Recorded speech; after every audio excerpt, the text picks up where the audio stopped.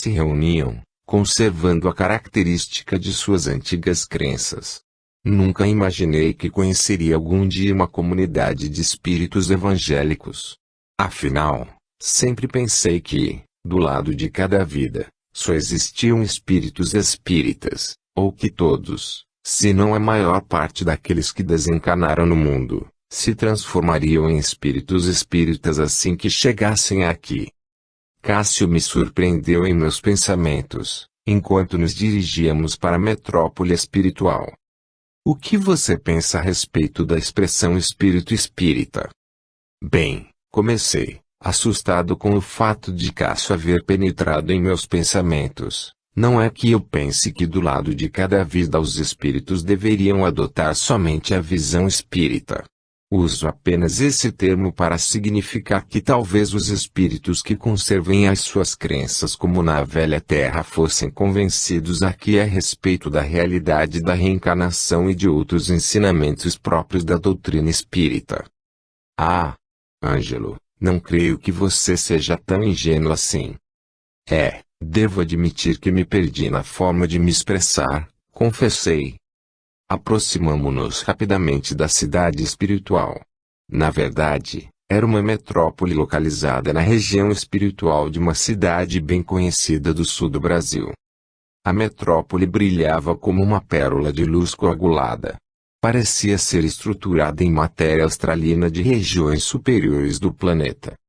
À medida que nos aproximávamos, pude perceber que a arquitetura local lembrava certas cidades europeias. Mais precisamente algumas cidades alemãs que eu visitara quando encarnado. Cássio socorreu minha curiosidade. Essa comunidade espiritual foi fundada no ano de 1878, por espíritos de missionários alemães e franceses que foram atraídos pela psicosfera do Brasil. Para que se dirigiram, com o objetivo de implantar, nas terras brasileiras, a mensagem evangélica. Desde então, a comunidade tem crescido imensamente. Hoje, abriga uma população de mais de 1,5 milhão de espíritos que se afinizam com o pensamento das diversas correntes evangélicas. Entramos na metrópole espiritual, e pude perceber a beleza de sua arquitetura e a paisagem harmoniosa à nossa volta. Cássio me conduziu para um breve passeio na colônia. Pude observar que mesmo aqui, do lado de cada vida, continuavam as preferências por esta ou aquela interpretação evangélica das Escrituras. No princípio da atividade da colônia, quando começaram a chegar aqui diversos espíritos provenientes de escolas religiosas diferentes, esboçou-se o caos nas relações sociais de nossa comunidade.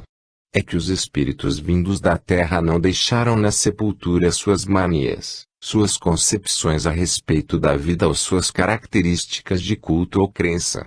Cada comunidade evangélica aqui representada queria divulgar suas ideias e exigir audiência com o Todo-Poderoso, acreditando que esta colônia espiritual fosse o próprio paraíso e que Jesus estaria em algum lugar por aqui, administrando os destinos do planeta. Os orientadores da colônia espiritual utilizaram recursos mentais superiores, a fim de tentar apaziguar as diversas facções das comunidades evangélicas representadas pelos espíritos que chegavam da terra. Muitos pastores desencarnados faziam plebiscitos com seus simpatizantes desencarnados, tentando dominar a colônia e prosseguir, do lado de cada vida, com as mesmas posturas que os caracterizavam na terra. Muitos ainda não se reconheciam desencarnados, e outros vinham para cá e continuavam dormindo, aguardando o juízo final. A situação ficou tão difícil que os administradores da colônia, como espíritos mais esclarecidos que eram, pediram a interferência das entidades mais elevadas. Só a partir do ano de 1967, portanto há pouco tempo, a situação entre os diversos agrupamentos evangélicos desencarnados pôde ser apaziguada. Um mensageiro de uma comunidade superior à nossa veio nos visitar. Todos os espíritos da metrópole foram avisados do acontecimento, e, para que acalmassem os ânimos, foi-lhes dito apenas que receberíamos um mensageiro do Senhor, que deveria pôr fim às disputas intermináveis em nossa colônia espiritual. A notícia soou como uma bomba em nossa colônia. Logo os responsáveis pelos agrupamentos evangélicos de desencanados organizaram-se para receber o anjo do Senhor, que viria trazer o decreto divino para a comunidade de desencanados. A colônia espiritual conheceu um tempo de tranquilidade. Representantes de diversas comunidades religiosas organizaram vigília e grupos de oração, esperando o dia de receberem o representante do Senhor. Esse tempo de calmaria propiciou a oportunidade para que os dirigentes de nossa comunidade se reunissem com os espíritos que estavam à frente de suas ovelhas desencanadas. Quando o mensageiro do plano superior nos visitou, era tal a expectativa da multidão de espíritos afinizados com a fé evangélica e protestante que a presença do emissário foi vista por tais espíritos como se fosse uma segunda vinda de Jesus à Terra. Suas mentes, acostumadas com as imagens fortes evocadas da Bíblia, acabaram produzindo um efeito benéfico. Porém, estruturaram a imagem de Jesus na fisionomia do mensageiro espiritual. Puro fenômeno de ideoplastia, que se realizava à vista de todos. A partir de então, os espíritos passaram a se comportar de uma forma especialmente tranquila, embora vez ou outra recebêssemos pedido de audiência com Jesus ou com os apóstolos, para discutir interesses da comunidade de espíritos ou de pastores desencanados que se sentiam humilhados por não estarem sentados em tronos reinando ao lado de Deus. Puxa vida, pensei. Como deve ser difícil conciliar todas essas facções de espíritos. Ângelo, é muito difícil mesmo. Aproveitando a oportunidade que se fazia presente, resolvi abusar da bondade do benfeitor espiritual e apresentar minhas dúvidas. Diga-me, Cássio, como entender tantas religiões na Terra, oriundas do tronco central do cristianismo? É perfeitamente possível imaginar a Terra como uma grande escola, um educandário. Sob essa ótica, as diversas religiões funcionam como classes adequadas ao amadurecimento dos diversos alunos. Naturalmente que esses alunos rebeldes hão de se julgar cada um superior ao outro, como se tivessem direitos ou privilégios, advogando cada classe a atenção plena do diretor. Entretanto, mesmo que as diversas classes ostentem a sua cultura, a sua visão científica ou religiosa a respeito das diversas disciplinas ensinadas no educandário, todas elas são gerenciadas pela mesma lei e pelo mesmo diretor. Algum dia os alunos descobrirão que são todos irmãos de aprendizado e que as variações existentes no educandário chamado Terra são necessárias para o crescimento de todos. Nenhuma classe tem privilégios. Creio que não poderia ilustrar melhor a situação. E quanto àquelas religiões criadas a partir das ramificações da Reforma Protestante? Como entender o fato de que há tantas disputas entre elas e ao mesmo tempo parecem se unir combatendo o espiritismo? Para elas a mediunidade parece uma praga que merece ser exterminada. Todas as religiões cristãs nasceram do desejo de agradar a Deus, e seus fundadores foram médiuns que, num momento ou em outro, se sintonizaram com entidades do nosso plano. É claro que nem sempre os espíritos que os intuíram eram espíritos esclarecidos, imperando aqui e ali elementos das crenças pessoais ou interesses egoístas. Mas, com raras exceções, essas religiões nasceram do contato mediúnico com outras dimensões da vida. Mas como entender a mediunidade no meio de gente que não acredita em espíritos? Veja bem, Ângelo, citarei alguns casos apenas como exemplo para suas observações, conservando um profundo sentimento de respeito pelos nossos irmãos evangélicos. Como sabemos, o século XIX foi um marco na história do pensamento espiritualista. Desde o início do século, entidades espirituais elevadas reencarnaram no planeta para auxiliar as falanges do Consolador na tarefa de libertação das consciências. O mundo experimentou momentos de grande euforia quando chegou a época do advento do Espiritismo. Foram observados vários fenômenos em toda parte do planeta, chamando a atenção para o mundo dos espíritos. Nesse contexto nasceram algumas religiões da Terra. Não entendo onde você quer chegar com essas observações. Por volta de 1843, religiosos da América do Norte, liderados por um homem chamado Guilherme Muller, ao estudar a Bíblia chegaram à conclusão de que algo diferente estava para acontecer no panorama espiritual do mundo. Porém, deram uma interpretação muito pessoal aos seus estudos e observações. Naturalmente, era uma época muito fértil no terreno mediúnico, pois vários médiuns despontavam aqui e ali, estimulados pelas falanges do Consolador. Surgiu nesse grupo uma médium, Ellen White, que reunia várias faculdades, como a psicografia, a vidência e a clareaudiência. Entretanto, devido à sua educação evangélica, todos interpretaram tais faculdades como sendo dons do Espírito Santo. Ela foi instrumento nas mãos dos espíritos para evitar uma catástrofe de grandes proporções. Muitos esperavam a volta de Jesus à Terra por desconhecerem certos elementos que favoreciam a interpretação de algumas profecias bíblicas. Essa médium era auxiliada por espíritos mais esclarecidos. Certamente, Ângelo. Porém, encontraram alguns obstáculos junto a ela, devido à sua educação protestante, como eu disse antes. É muito comum observarmos, nos escritos que ela deixou, a maioria psicografados, referências aos espíritos. Ela descrevia seu mentor espiritual como sendo meu mensageiro ou um mensageiro do Senhor.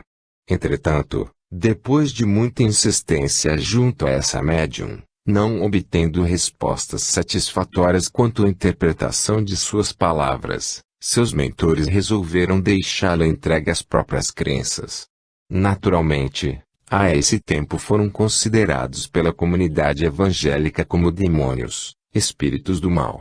Nasceu em meio às manifestações da mediunidade uma nova religião, embora combatendo as verdades eternas do espiritismo, como a imortalidade da alma, a mediunidade. Então eles se contradiziam.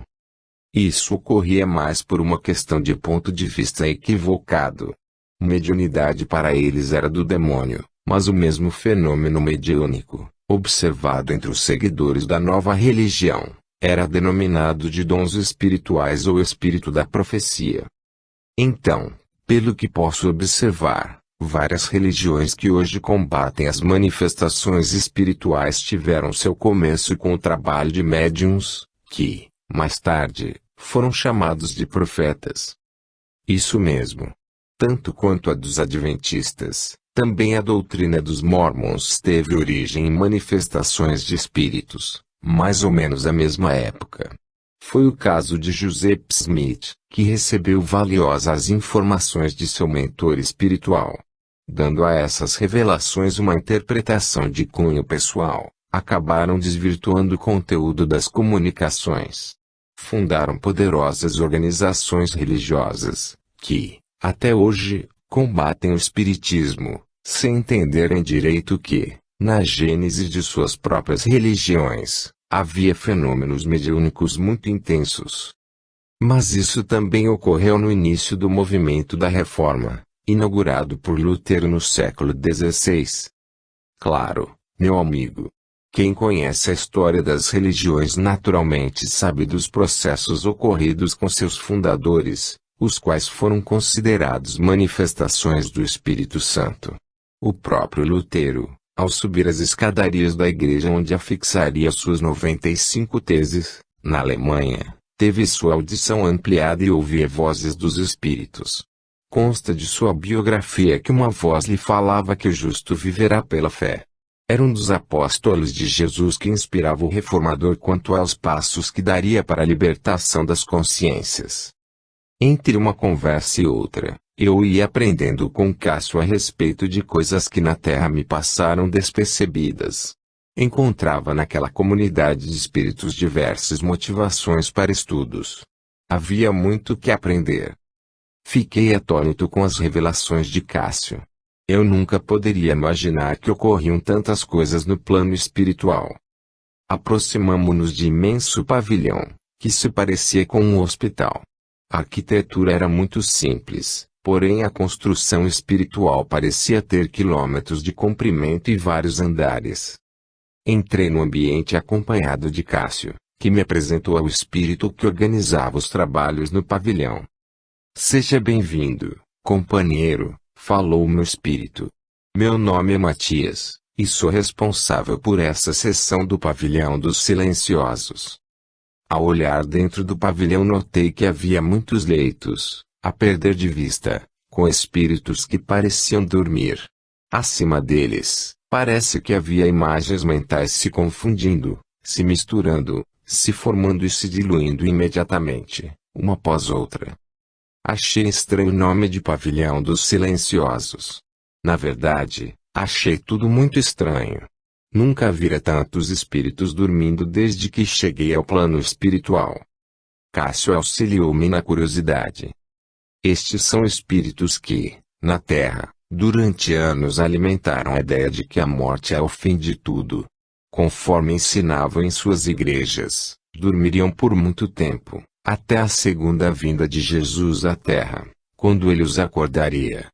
Geralmente são espíritos afinizados com o pensamento das igrejas adventistas e testemunhas de Jeová, além de poucas outras que não admitem a imortalidade da alma. Mas essas igrejas não são espiritualistas. Não ensinam aos seus seguidores que existe uma vida além. Nem todas ensinam assim.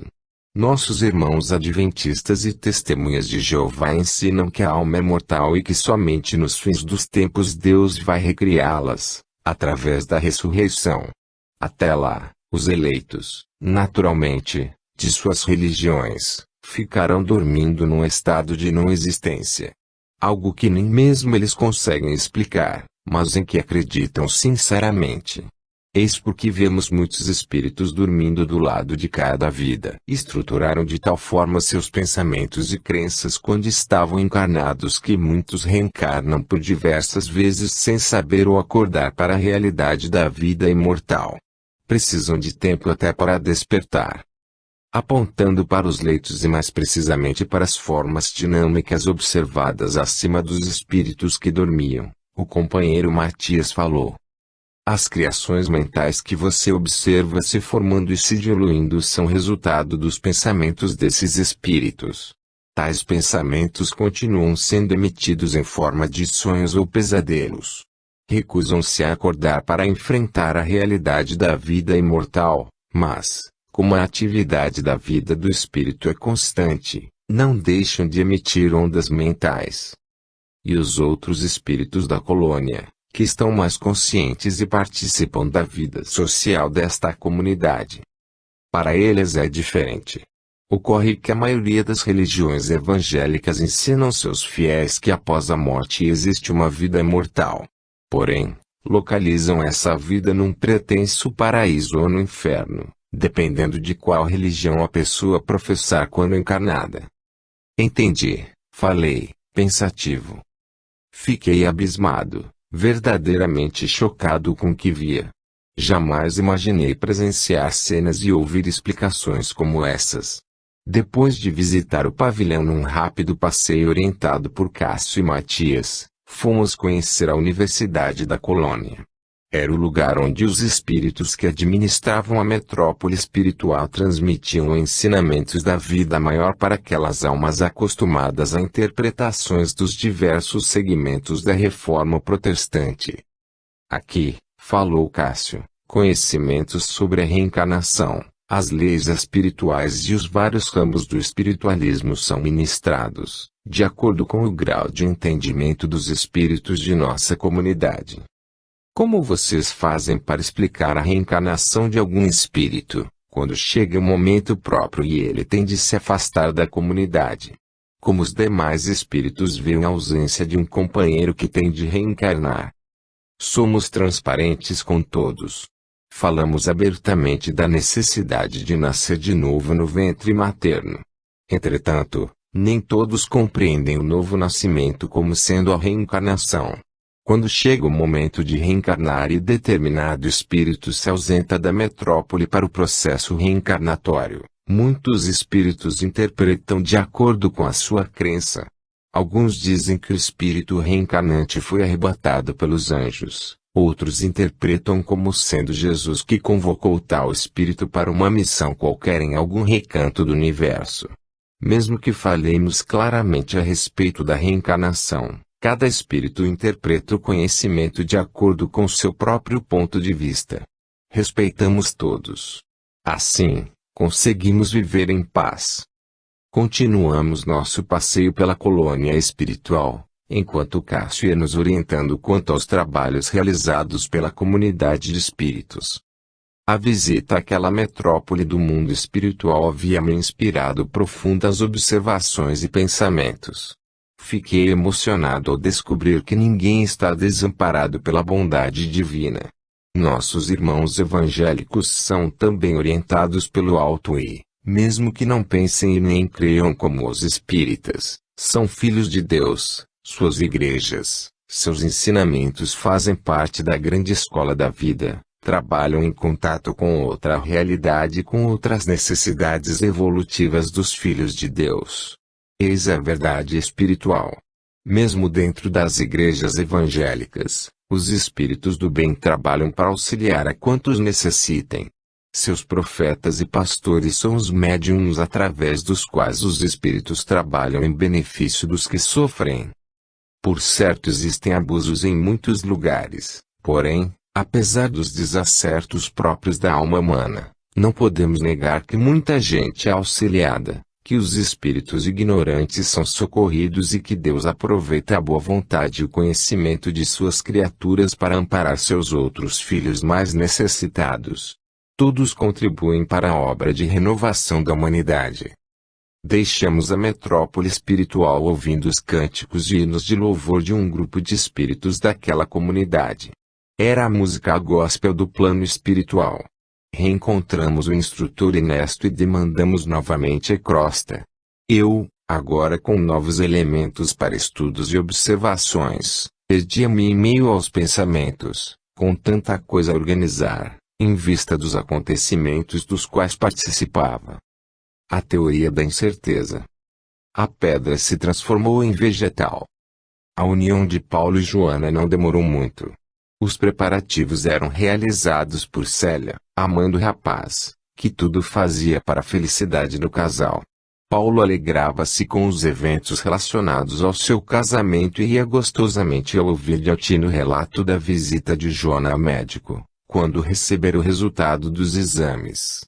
Mas você nem esperou o médico falar direito para deixar o consultório, Joana.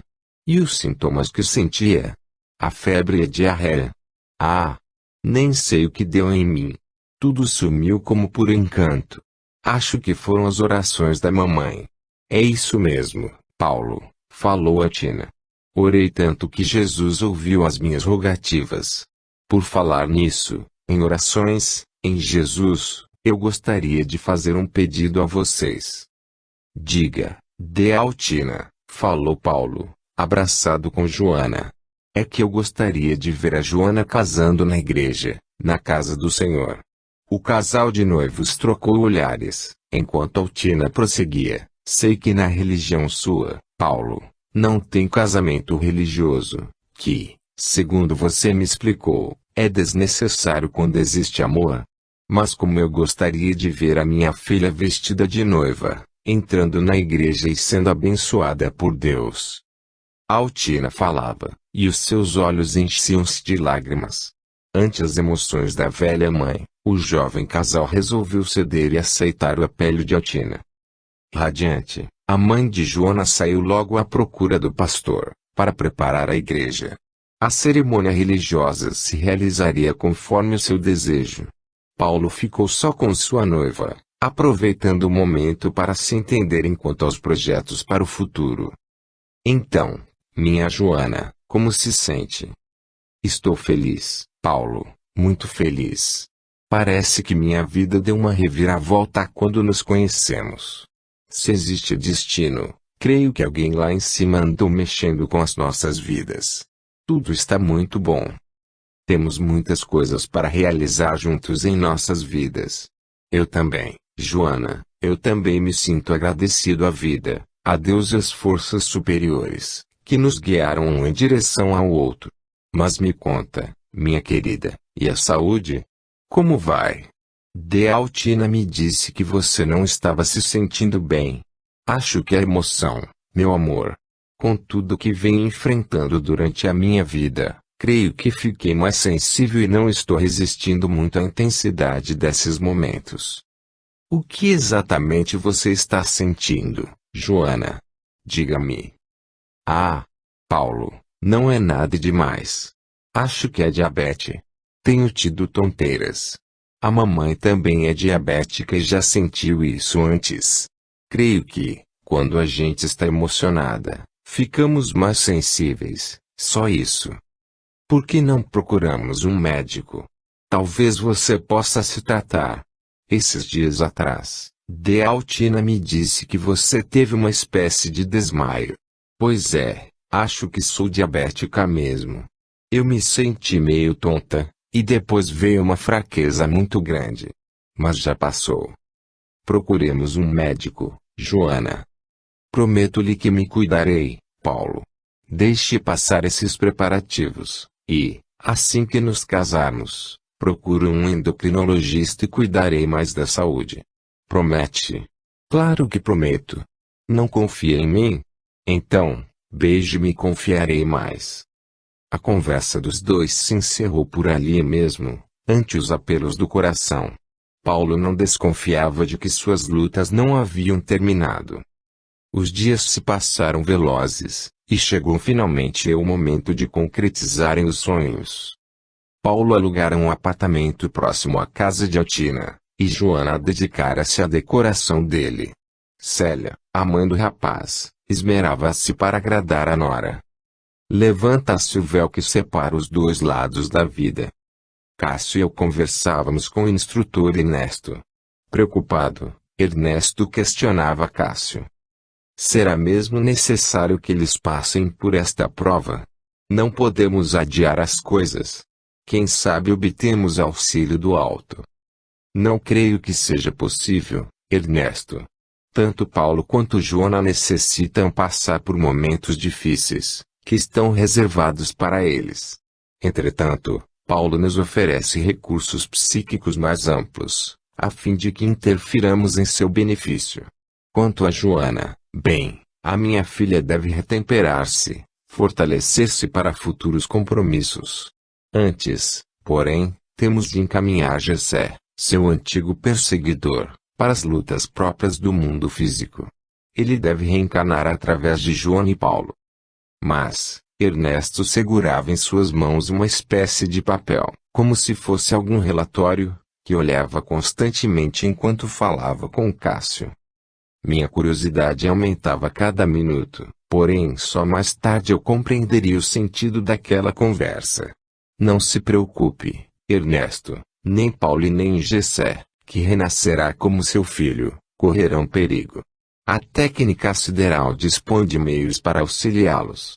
Embora a ciência da Terra se encontre acuada diante de problemas insolúveis no momento, o nosso plano dispõe de recursos além das possibilidades dos companheiros encarnados. Consideremos isso e confiemos em Deus. Ninguém passa por nada na vida sem que mereça, ou melhor, colhe-se a medida exata que se plantou. Isso é o que eu temo por Jessé e por Paulo, já que no caso de Joana não podemos interferir mais. Aí é que está a beleza da vida.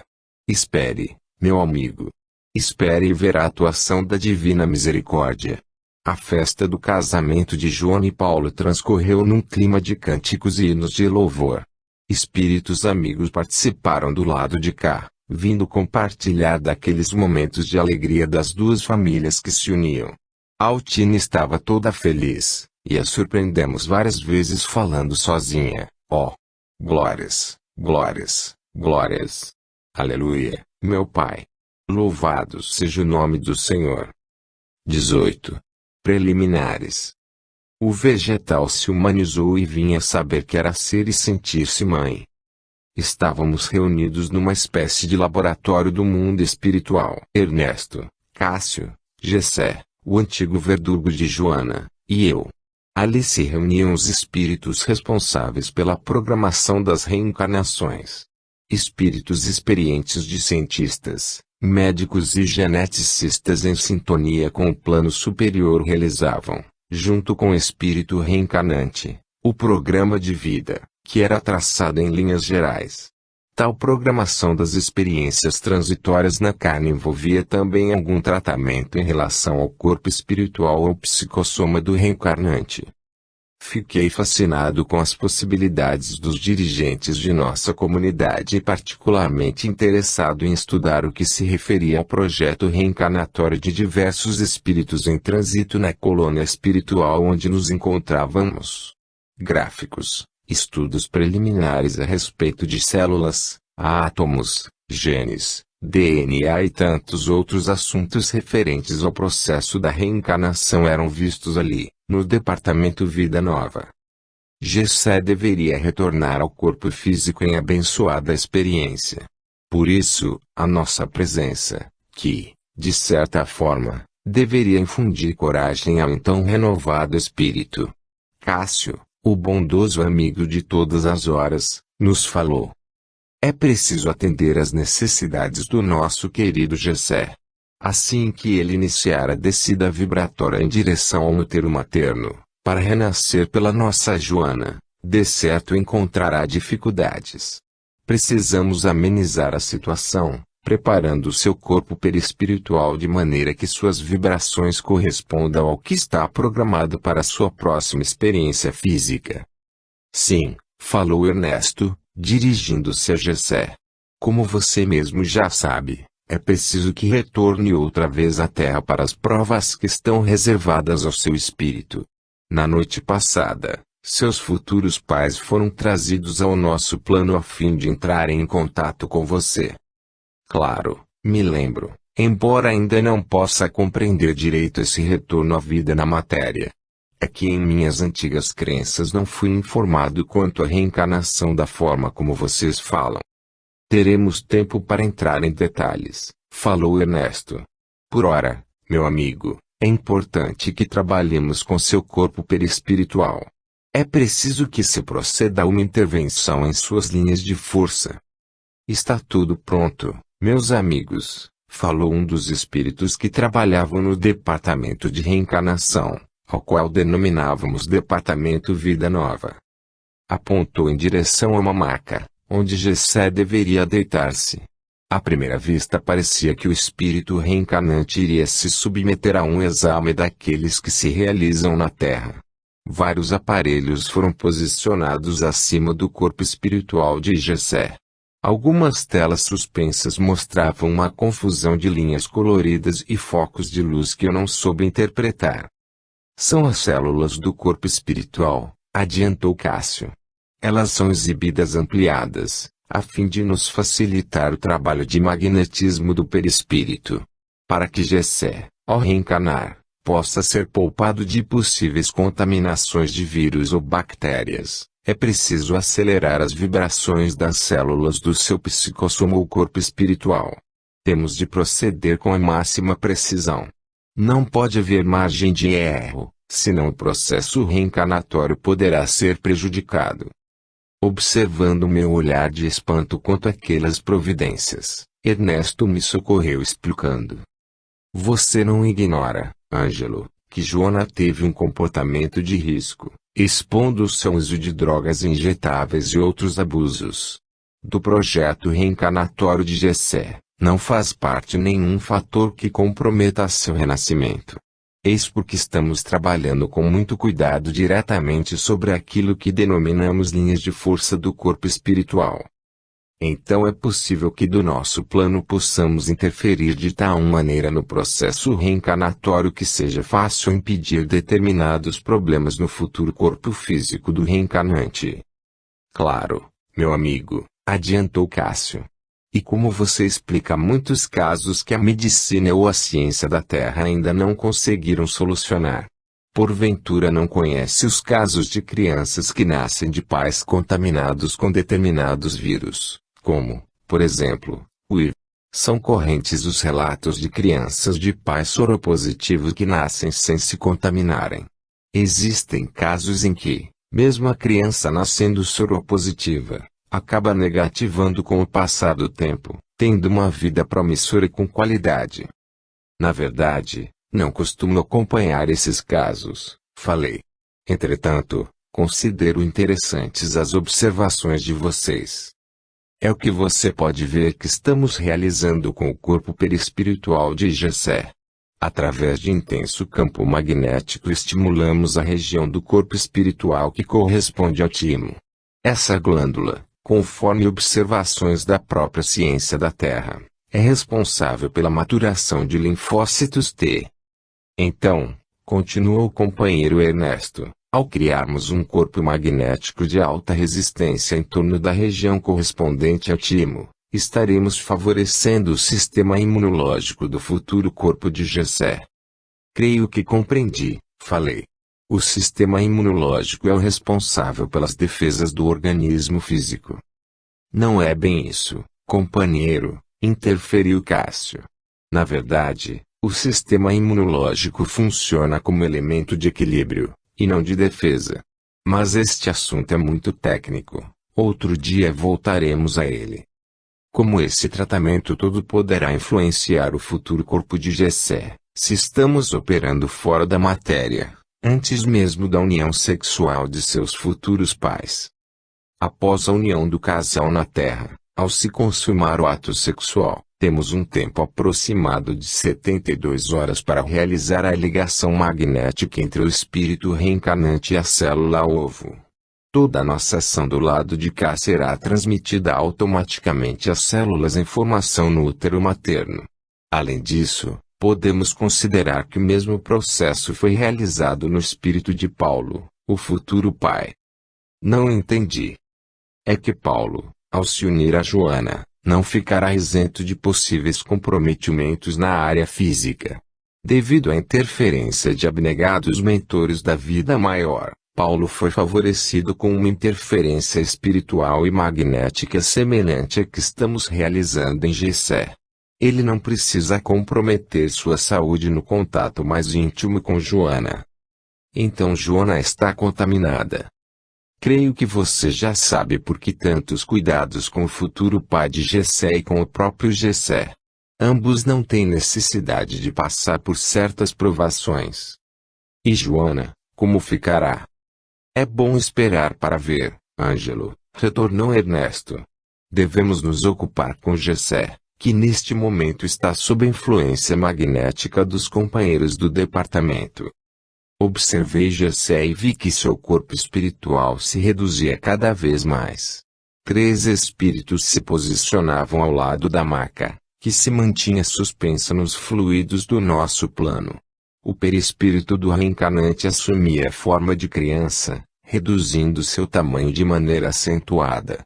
Quanto mais os espíritos magnetizadores trabalhavam com os fluidos no corpo espiritual de Jessé, mais e mais o fenômeno de redução se processava diante de nossos olhos. Por um momento, pareceu-me que Jessé era apenas um embrião. Ele assumiu essa forma, e aí o fenômeno foi interrompido, para que fossem trabalhados os campos de força que definiriam qual dos 200 milhões de espermatozoides iria se destacar para romper o óvulo e iniciar o processo da multiplicação das células. Fiquei maravilhado diante do que via. À medida que os magnetizadores atuavam na forma espiritual de Jessé, vários campos de força iam se formando em torno de seu perispírito. Senti-me emocionado diante do que presenciava, pois nunca tinha visto algo parecido. Nas telas suspensas sobre o leito onde Jessé se encontrava, agora na forma fetal, só se observavam linhas de força luminosas, que eu entendi serem a representação das células espirituais que compunham o perispírito. Era algo com que se maravilhar. Aos poucos a forma espiritual de Jessé foi se reduzindo ainda mais, até assumir a forma de ovo, mais precisamente uma forma ovoide luminosa, que foi confiada a Cássio. O bondoso mentor aconchegou a forma espiritual de Jessé como algo de imenso valor. Ele agora dorme, disse-nos Cássio. Jessé está mergulhado na recordação de seu passado. O que estará pensando neste momento? Perguntei. Este é um momento sagrado para todo espírito.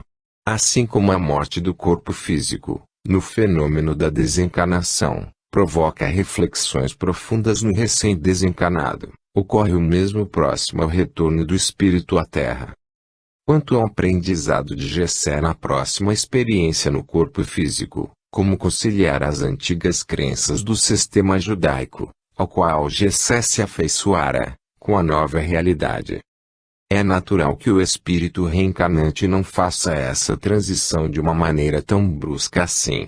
Jessé será abençoado com uma orientação espírita em sua infância. Eis porque ele será filho de Paulo. Entretanto, suas tendências ou convicções íntimas não se modificarão de maneira tão rápida. Ao atingir a adolescência no novo corpo físico, ele com certeza experimentará dúvidas e momentos de indecisão. Nesse estado íntimo eclodirá seu passado espiritual. É possível, então, que ele se afeiçoe a outra religião que tenha uma doutrina mais de acordo com a sua necessidade evolutiva e sua capacidade de assimilação. E quanto ao aspecto físico, como entender direito a atuação de Jessé e de todo o tratamento recebido do lado de cá nas células espirituais do futuro corpo? Creio que mesmo explicando tudo direitinho e com maiores detalhes, Ângelo, você ainda ficará sem compreender direito. Falta-lhe experiência na área médica ou no campo das ciências. Isso por si já é um obstáculo para que compreenda certos mecanismos da reencarnação. Mas, se dedicar às observações, poderá com certeza aprender muita coisa a respeito dos campos magnéticos do perispírito e sua atuação nas células do corpo físico. Para mim, o companheiro espiritual parecia estar falando grego ou aramaico. Eu não compreendia muita coisa de ciência espiritual. Minha atuação na última existência física fora como jornalista e escritor. Mas, por ora, dei-me por satisfeito com as observações. Aguardaria outra oportunidade de esclarecimento. Dias antes, Paulo fora desdobramento através do sono físico. Com ele também foi realizado um tratamento parecido, que se diferenciava apenas na questão da redução do perispírito. Paulo já estava reencarnado e precisava ser auxiliado magneticamente a fim de fortalecer, de estimular a produção de linfócitos T em seu organismo. A região do baço e do pâncreas no corpo físico fora especialmente visada no tratamento. Tudo concorria para o sucesso do plano reencarnatório de Jessé e da manutenção da saúde de Paulo. Joana, a pupila de Cássio, também era amparada. Nossa equipe de trabalhadoras espirituais fazia de tudo para que o retorno de Jessé às provas na Terra transcorresse num clima de mais tranquilidade. Aproveitaríamos o casamento de Joana e Paulo e conduziríamos a alegria reinante naquele momento especial para auxiliar os espíritos envolvidos. 19. Reencarnação e vida. Aí, sentindo uma vida pulsar dentro de mim, Paulo e Joana já haviam consolidado o casamento conforme as leis do país. Dirigiram-se para uma região turística do sul do Brasil, onde passariam a lua de mel. Fomos encontrar o casal já hospedado num hotel fazenda, onde teriam uma semana de lazer, comemorando a nova etapa de suas vidas. Aproximamo-nos do apartamento, Cássio, Ernesto e eu, juntamente com o espírito de Jessé, que entrava numa espécie de transe, ao se aproximar cada vez mais do momento em que seria ligado ao futuro corpo. Enquanto o casal desfrutava de sua noite de núpcias, esperávamos do lado de fora, para não sermos indiscretos e nem interferirmos em sua privacidade. Pude observar que em volta do apartamento onde se encontravam havia sentinelas, que mantinham a guarda do lado de fora. Estranhei a presença daqueles espíritos. Entretanto mantive-me calado. Ondas de magnetismo pareciam irradiar do local. Era como se poderosa usina de força entrasse em ação de um momento para o outro. Notei que essas ondas de energia magnética pareciam pulsar em tonalidades de cores variadas. Também observei que descargas elétricas pareciam abalar de vez em quando a estrutura desse campo de energia que se formava em torno do local onde o casal estava. Enquanto observava atentamente esse estranho campo eletromagnético, Ernesto e Cássio cuidavam de Jessé, cuja forma espiritual se encontrava reduzida. Notei que o espírito reencarnante parecia pulsar de acordo com as ondas de magnetismo que eu observava. Foi Ernesto quem me adiantou explicações. Não passo despercebida sua curiosidade, Ângelo. Creio que para você a situação poderá até se afigurar inédita, mas, definitivamente, não é uma ocorrência isolada e nem mesmo estranha. Quando o casal se une dentro da proposta do amor e com o devido respeito, é natural que entre em sintonia com as esferas superiores da vida. Portanto, não estranhe que haja sentinelas por aqui. A presença desses espíritos guardiães se explica devido à necessidade de preservar o leito conjugal de espíritos vândalos ou da ação de obsessores. O momento da união sexual é muito mais do que o simples extravasar do erotismo ou da sensualidade. Na verdade, esses dois fatores são veículos importantíssimos para que o casal libere certa cota de magnetismo. Durante a relação amorosa, as pessoas imantam-se umas às outras de tal maneira que há uma transfusão de energias. Um alimenta-se do outro, não num processo mórbido de vampirismo, porém na transmutação e troca de forças eletromagnéticas, que se traduzem fisicamente pelo orgasmo. Esse é o momento culminante da transfusão sublime de energia. Cada parceiro recebe a cota de magnetismo que o completa. Sente-se, dessa maneira, refeito. Quando o casal vibra em verdadeiro amor, como é o caso de Paulo e Joana, o extravasar das emoções e a exudação do magnetismo são tão intensos que formam ondas de energia em torno dos parceiros. É o caso dessas irradiações que você percebe. Ao mesmo tempo em que esse fenômeno divino que alicerce nutre o casal serve como combustível das emoções superiores, também realiza a função de atrair e estimular o espírito reencarnante para a sua aproximação dos futuros pais. Então Jessé sente essas ondas magnéticas com essa intensidade toda. Tudo no universo obedece à lei da sintonia, meu amigo. Com Jessé, Paulo e Joana, as coisas não ocorrem diferentes. Nosso querido Jessé teme enfrentar as novas experiências que a reencarnação lhe proporcionará. Nossa presença aqui é natural influência magnética dos seus futuros pais servem-lhe como estímulo para a nova reencarnação. Mas ele só percebe essa influência na medida exata de sua necessidade e capacidade de assimilação. Passado algum tempo, adentramos o apartamento onde o casal estava repousando. Os dois dormiam abraçados, sentindo-se completos e plenos de amor. Com passes longitudinais, Cássio, o iluminado amigo, desdobrou Paulo e Joana, que conservavam a lucidez em nossa presença.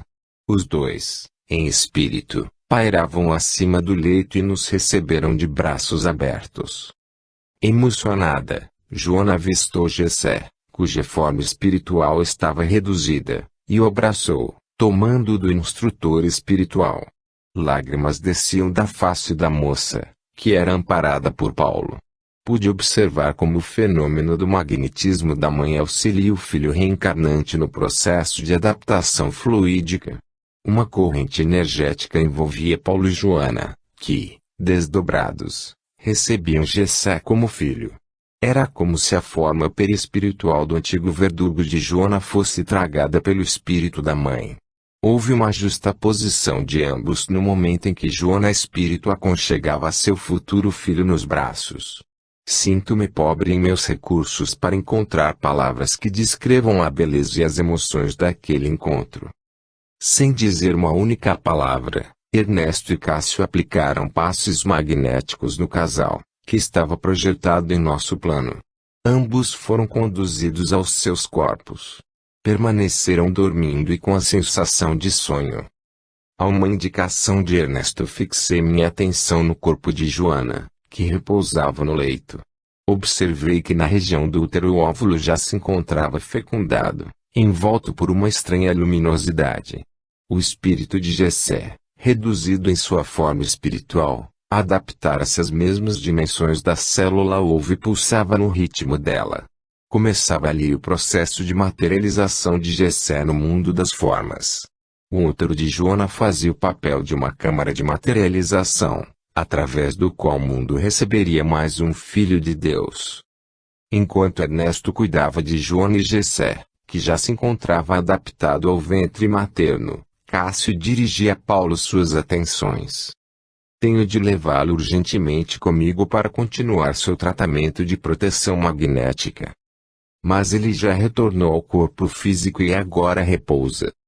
Não temos tempo a perder, Ângelo. Lembra-se de Jacó, o companheiro que nos serviu de médium, doando seus fluidos para Paulo. Lembrei-me imediatamente da operação de transfusão fluídica realizada com o Paulo desdobrado. Creio que, na época, não compreendi direito o porquê de todas aquelas providências. Vá buscar Jacó, Ângelo. Neste momento ele está se preparando para dormir. Ministre um passo longitudinal e desdobre-o. Precisamos dele imediatamente. Saí atrás de Jacó para trazê-lo ao nosso plano, sem entender muito o que ocorria. Fui levitando nos fluidos da atmosfera, enquanto pude ver de relance uma equipe espiritual de nossa colônia aproximando-se rapidamente do apartamento onde repousava o casal. Ao retornar, já com o espírito de Jacó desdobrado, vi que havia muita movimentação dentro do quarto. Cássio havia desdobramento Paulo, que neste momento estava semiconsciente do nosso lado. Através do sono físico todos os seres humanos se desdobram ou se projetam espiritualmente em outras dimensões além do mundo material. Médiuns esclarecidos conseguem maior expansão de suas consciências e auxiliam os espíritos em diversas tarefas do lado de cada vida. Aqueles que se desdobram podem conservar ou não a consciência em outras dimensões. No caso de Paulo, por efeito do magnetismo de Cássio, ele conservava-se semiconsciente do nosso lado, enquanto Jacó, abandonando seu corpo temporariamente no leito, trazia a mente lúcida, auxiliando-nos quanto podia. Cássio, aproximando-se, falou: Temos pouco tempo para agir. Paulo conservava-se ainda sob o efeito do tratamento magnético que realizáramos antes. Ele não desconfiava que Joana estava contaminada com o vírus e, entretanto, teve méritos suficientes para obter auxílio superior e nos foi permitido auxiliá-lo diretamente. Paulo deve continuar no corpo físico por muito mais tempo, tendo em vista suas tarefas espirituais. No contato mais íntimo com Joana, nosso amigo contraiu o vírus, que está inibido em sua ação devido à nossa influência. Mas isso não é o suficiente. Precisamos dos fluidos de Jacó a fim de movimentarmos a aparelhagem que isolará completamente o vírus no organismo do nosso tutelado. Estou à disposição, falou Jacó desdobrado. O que devo fazer? Dentro do quarto foram montados diversos aparelhos e 2 leitos, que pareciam leitos de hospital, porém se mantinham suspensos no ar. Apontando para um dos leitos, Cássio pediu que Jacó se deitasse, enquanto a equipe médica espiritual ligaria o plexo solar do médium aos diversos aparelhos. 2 tubos feitos de matéria translúcida também seriam ligados ao Jacó. Paulo foi conduzido para o outro leito e, como num transe, deixou-se guiar pelos espíritos que orientavam seu destino. Cássio conduzia tudo, mantendo-se ligado mentalmente com Ernesto. Vi que determinado aparelho parecia rastrear o corpo de Paulo, conduzido por um espírito do nosso plano, enquanto Paulo espírito era submetido à intensa ação magnética. Conseguimos isolar alguns vírus no corpo de Paulo, falou Cássio traço, mas agora é preciso uma ação mais intensa. Em nosso plano os espíritos afinizados com o campo científico ainda não descobriram a cura para o HIV/AIDS. Contudo, temos notícia de planos mais avançados onde espíritos sublimes já dominam completamente a ação do vírus destruidor. Observe, Ângelo. Dirigi meu olhar para o corpo de Paulo, estendido na cama ao lado de Joana. Seu espírito desdobramento conservava-se ligado ao corpo físico por um fio prateado. Agucei minhas percepções e pude ver, próximo à região da coluna e do baço, uma espécie de colônia de vírus. Mantinham a aparência de pequenas bolhas de luz de tonalidade cinza, porém brilhante, contidos em uma proteção magnética. Por enquanto não podem causar danos às células sanguíneas, devido a todo o preparo que fizemos no perispírito de Paulo antes do seu casamento. Mas agora agiremos de maneira a isolar completamente o vírus. Falando assim, Cássio auxiliou os técnicos do nosso lado com um pequeno aparelho, que media aproximadamente a metade de uma mão humana. Ao aproximar o aparelho do perispírito de Paulo, que se conservava desdobrado, uma corrente de fluidos parecia percorrer o cordão fluídico que o ligava ao corpo físico. Do corpo espiritual de Jacó também partiam correntes magnéticas de grande intensidade. Eram fluidos, magnetismo ou energia vital utilizados pelo pequeno aparelho, em benefício da saúde do nosso protegido. Este aparelho, falou agora Ernesto, emite uma radiação semelhante à das bombas de cobalto da Terra. Naturalmente que do lado de cada vida nós utilizamos essa tecnologia de acordo com orientações superiores. Só em caso de auxiliar alguém, essas radiações são conduzidas de forma a impedir a ação do vírus. Tem uma ação antiviral mais permanente. Então Paulo não sentirá nada após o tratamento? Perguntei. Mesmo que ele faça exames necessários para detectar o HIV e seja observada a presença do vírus, ele nada sentirá. O vírus permanecerá em seu organismo, porém não poderá causar-lhe mal, não destruirá as células de defesa nem poderá se multiplicar. E quanto a Joana? Devemos conduzir a situação de acordo com as necessidades dos nossos amigos encarnados. Joana precisa de outro tipo de tratamento. De acordo com seu programa reencarnatório, precisa retornar em breve para o nosso lado, a fim de refazer-se e preparar-se para novas oportunidades de crescimento.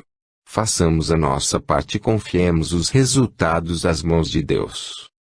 Aos poucos foi cessando a movimentação do nosso lado. Jacó foi reconduzido ao corpo físico por Ernesto, que procurou diluir as lembranças daquelas experiências em sua memória. Paulo retornou para o corpo físico sem se lembrar de nada, e um a um os espíritos de nossa equipe foram se afastando para novas tarefas. Fiquei por último. Pude presenciar o momento em que Joana acordava. Abraçada a Paulo, emocionada até as lágrimas, falou bem baixinho: tive um sonho, meu amor. Sonhei que estava entre um tanto de amigos e recebi um presente muito especial.